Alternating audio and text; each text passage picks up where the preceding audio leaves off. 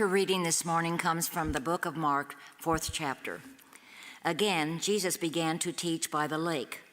The crowd that gathered around him was so large that he got into a boat and sat in it out on the lake, while all the people were along the shore at the water's edge.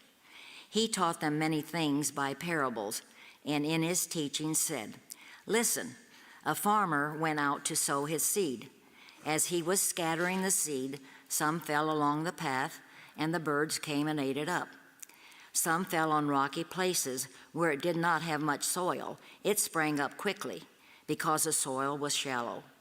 But when the sun came up, the plants were scorched, and they withered because they had no root.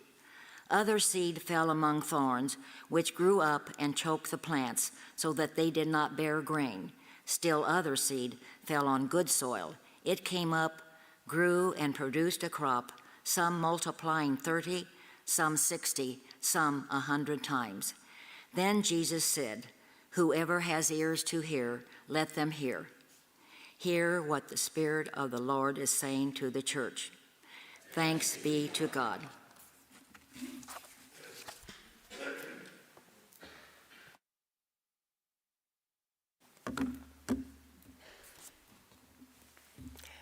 Good morning. It is a joy and honor to be with you again today here at Castleton. Many thanks to my friend, Pastor Matt, for this very kind invitation as we journey together this Lenten season. I'm always impressed when people come to church during Lent, because Lent is not your feel-good, fuzzy time of year, is it? Right? We don't leave going, woohoo, yeah. Let's do that. No, it's the time of reflection and introspection. It's where being a Christian and for Christians, the rubber meets the proverbial road. And so today, I invite you to consider the theme with me and the topic for my message, the road less traveled. The road less traveled.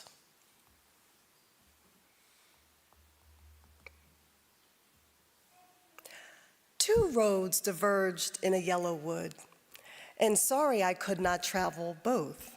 And be one traveler long I stood, and looked down one as far as I could to where it bent in the undergrowth. Then took the other just as fair, and having perhaps the better claim, because it was grassy and wanted wear, though as for that the passing there had warned them really about the same. And both that morning equally lay in leaves no step had trodden back.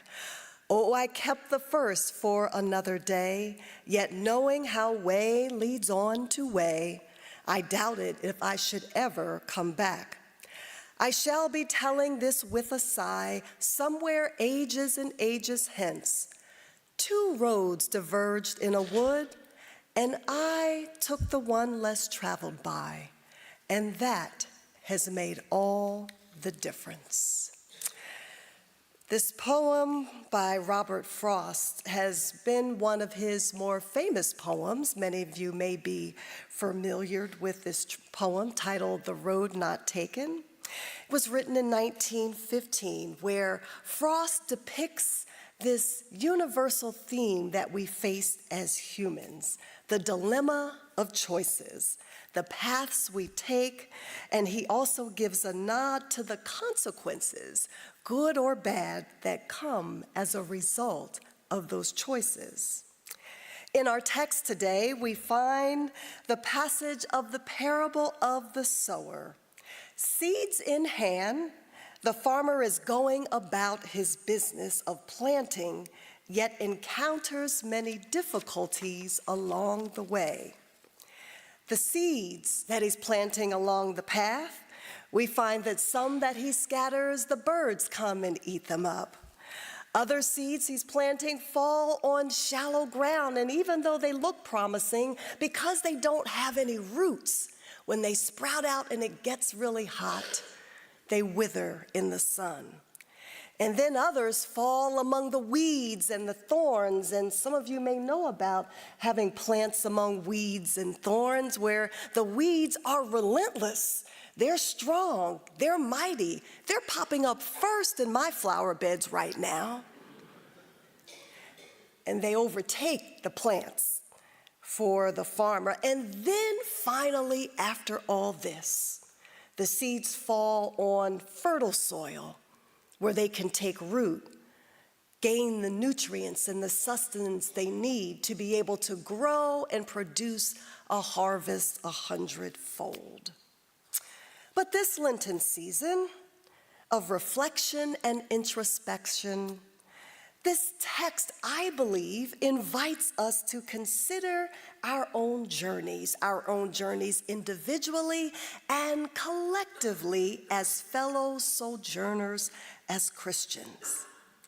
And like the farmer, we too face challenges along the way. And so the question for us today is this: as we go about our calling to follow in the way of Jesus, which road will we choose? Will we choose the easy path, or in other words, the path of least resistance? Or might we follow the road less traveled? Look at the farmer's situation here. He's going along his path. We've talked about what happens when he scatters his various seeds. It seems to me it would have been very easy for the farmer along this path, midway through, to say, you know what? It's just no use. No matter what I do, the seeds that I'm trying to plant, they keep getting and falling into difficulty. They're not producing the outcome I expected. There are too many obstacles along the way. I give up. That's the easy road. That's the path of least resistance. Or to be able to go along the path and do all of this work, to go and give your very best effort, and finally just say, you know what, maybe it's just not worth it. Or to go along this proverbial path, scattering the seeds, waiting for the harvest, having the birds eat it all up, all of the seeds. And you're looking around and saying, you know what? I don't see anybody else on this road. Maybe it's not the right road. Friends, I say to us today that the easy road, or the path of least resistance, is not the road to which we are called. But we as followers of Christ are called to travel the road that's often less traveled.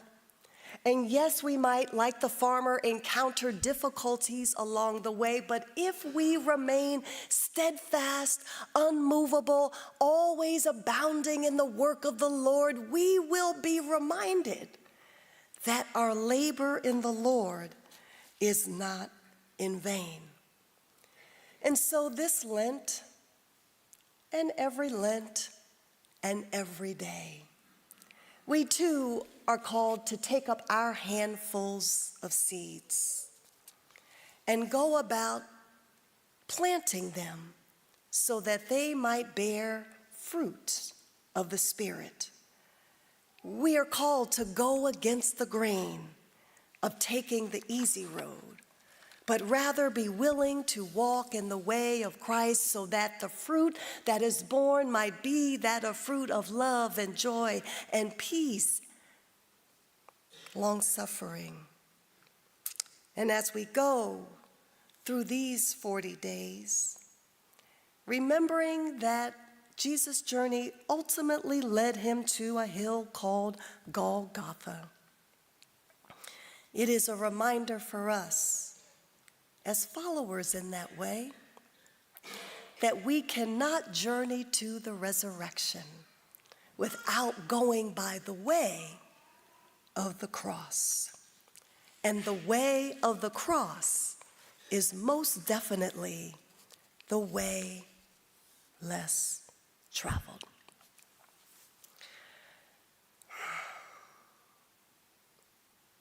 Friends, if there was ever a time for us as followers of Christ to take the road less traveled, the time is now and the need is urgent. There are many things that are happening that are worthy of hours-long discussion, interrogation, and resolution. But since I'm only here for a few minutes today, I just want to lift up one matter in particular. I want to take us back a little bit in relatively recent history. In 1964, the Civil Rights Bill went through an arduous process before it was signed into law by President Johnson. There was staunch and fierce opposition to this bill that would guarantee the voting rights and full civil liberties that had been denied to African Americans for more than 300 years. This bill was facing such staunch resistance that people such as Senator Richard Russell of Georgia said, quote, "We will resist to the bitter end any measure or any movement which would tend to bring about social equality, an intermingling and amalgamation of races in our states." Now, despite the vociferous attacks on trying to prevent the full humanity of Black people to be legally recognized in our country for the first time, the bill made its way through and was signed into law later that year. Yet now here we are in the year 2025, only 61 years after the passage of the Civil Rights Act, do we find ourselves in the midst of a hyper and full-throated attack against diversity, equity, and inclusion in our country. Let's be clear, to be against diversity, equity, and inclusion is to be for monoculture, inequity, and exclusion. And so the question for us is, what is the church going to do about this? What is the church going to do about the fact that people, lives, are being devastated every single day in just 2 short months? Liberties, freedoms, ways of being and living in this country are being challenged, attacked. People are being dehumanized, and the future for the very people that are being impacted is being woefully compromised. If we are to travel this road that is often less traveled, we must be willing to accept that the way things are right now are not the way things have to be. It's not enough to say, well, what are we supposed to do? What am I supposed to do? This is just the way that it is right now. And I say no, that human hands are creating this situation as we speak. And so therefore, other human hands have the power to recreate the situation as we speak. It's not enough to just shrug our shoulders and say, well, that's just the way that it is. This need not be the way that it is. And if in fact We're going to live in a world that makes clear the mantle that Christ has passed on for us to carry into this world. We cannot do it with integrity when there is not a full-throated effort for all people to be included, for all people to have the same rights, for all people to be seen as fully human and not just some. We have a choice to make, church. We have to decide if we are going to stand with and for Christ on the road to full equality for all or not. And no, this is not the easy road. This is not the path of least resistance, but it is the path to which Christ has called us to walk. In just this short time, the many gains that have been made in these 61 years are being undone.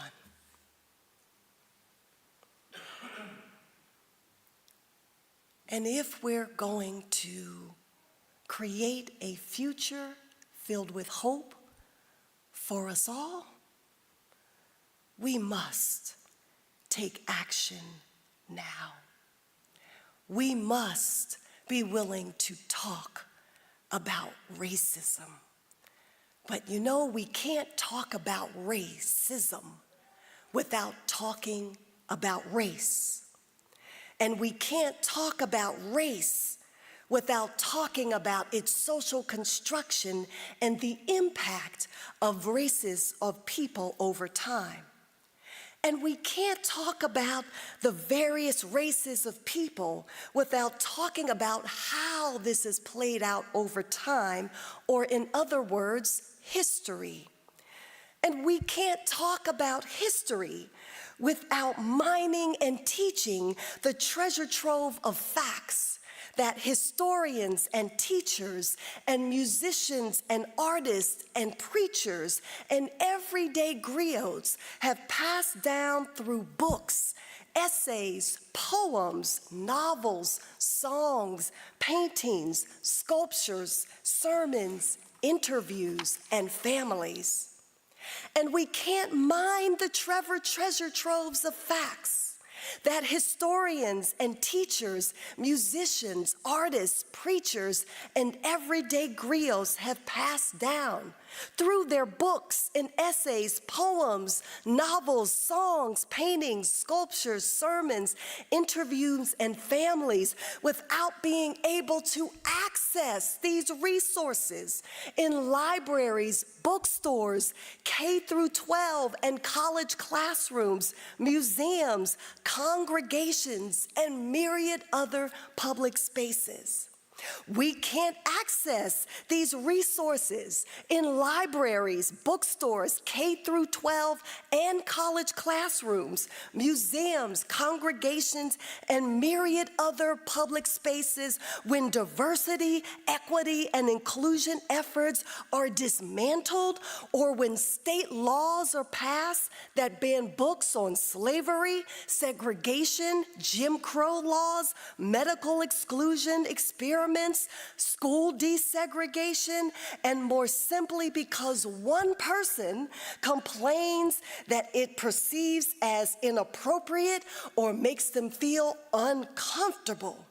We can't access these resources when laws are passed that threaten teachers with felonies if they teach facts about these quote-unquote divisive topics.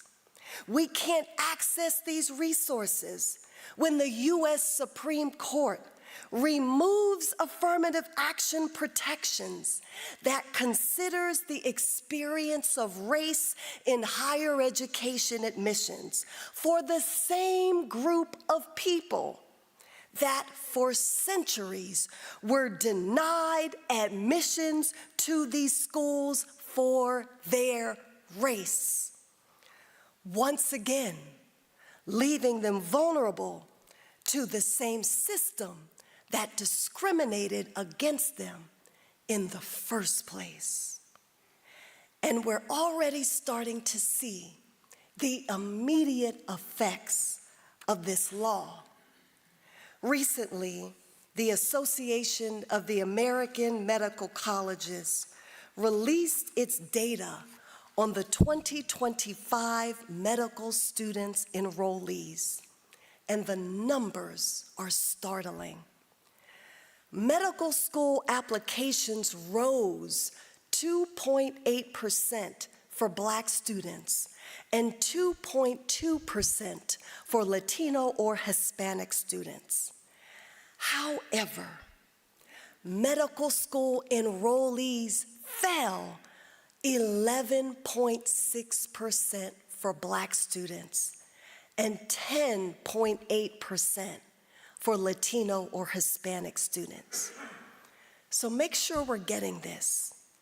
In just 1 year after the Supreme Court ruling, just 365 days after the Supreme Court ruling, Black and Hispanic applications went up, but enrollments went down 11.6% for Black students and 10.8% for Latino students. What will these outcomes be if these trends continue? What will the outcomes be if in our workplaces companies are threatened by the U.S. Attorney General that if they don't remove any semblance of creating a culture that is open, that is just, that is welcoming of all people, that pays women and men fairly, that ensures that whether you are Black or white or gay or straight or come from different countries, that you have an equal opportunity and fair opportunity for employment and advancement within that place of employment. What are they to do? What will the outcomes be? If companies feel like they dare to try to do that, if they dare to be fair, that they'll be threatened with lawsuits, or they'll be threatened like universities, Columbia University having $400 million taken away from their school. Johns Hopkins, one of the top research institutions in our nation, hundreds of millions of dollars taken away. Grants from some of the top researchers in our country because they research diversity, equity, and inclusion. Research grounded to a halt.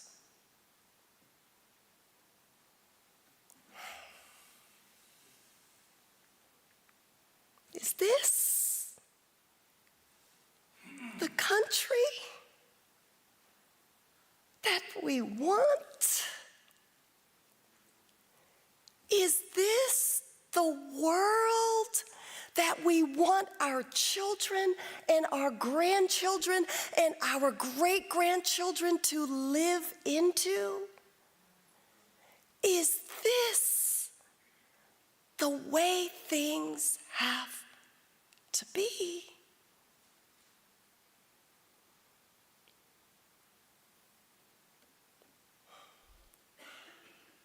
The road less traveled in this moment is to say no. But not to just say no in our minds, not to just say no under our breath, not to just whisper no to a friend, but to say no with our full chests. To say no in our daily actions, to say no when others dare to say yes, to say no in word and deed in this moment is to walk firmly, shoulder square on the road less traveled, but trusting that in this season of Lent, we are reminded most acutely that one has already gone before us and shown us the way of what it means to do justice, to love mercy, and to walk humbly with God.